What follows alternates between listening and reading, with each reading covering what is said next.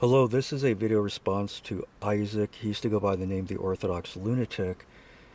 And I came across a video of his the other day where he explains that he left Orthodox Christianity. And I want to respond to some of the things he said. And I was upset to see that video.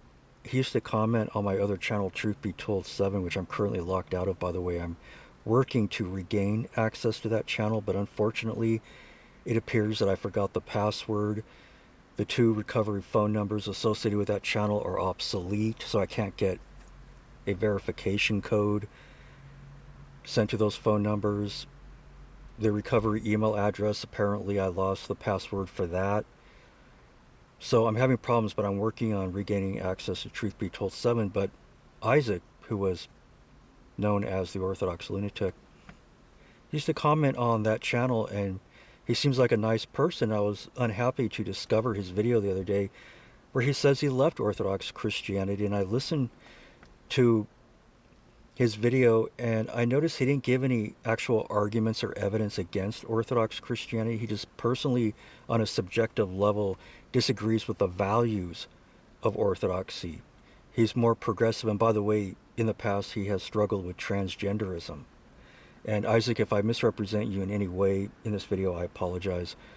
But he just basically disagrees with the values of Orthodox Christianity. He's more progressive. I got the impression that he believes we should live for the here and now.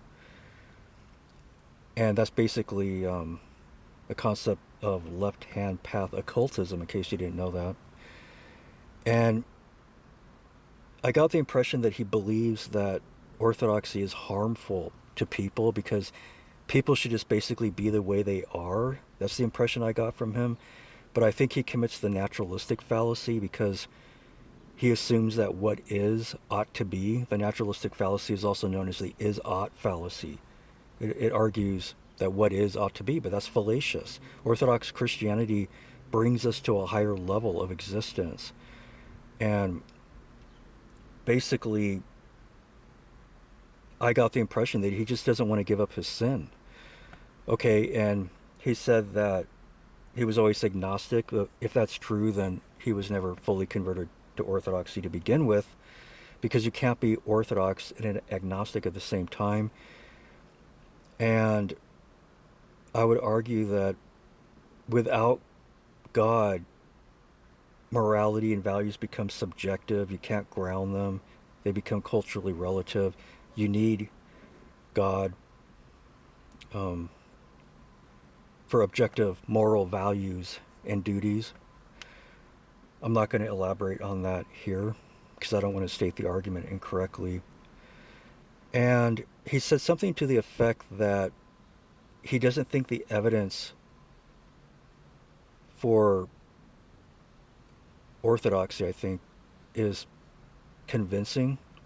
I don't know if he was referring to Christianity or the Orthodox Church, but he said something to the effect that he doesn't think the evidence for our faith is convincing. But I would ask, how much of the evidence has he seriously studied and examined? I agree with the 17th century mathematician and philosopher Blaise Pascal, who said that God has given us sufficient evidence to believe in him. Sufficient evidence. And I argue that it's a cumulative case for Christianity. The cumulative evidence makes it more probable than not that God exists and that Christianity is true. Okay, so this is just a short response to Isaac. I would encourage him to distrust any thought that contradicts Orthodox Christianity, engage in spiritual warfare against those demonic thoughts, come back to the church and repent and embrace and trust the values of Orthodox Christianity. And I'll go ahead and conclude this video.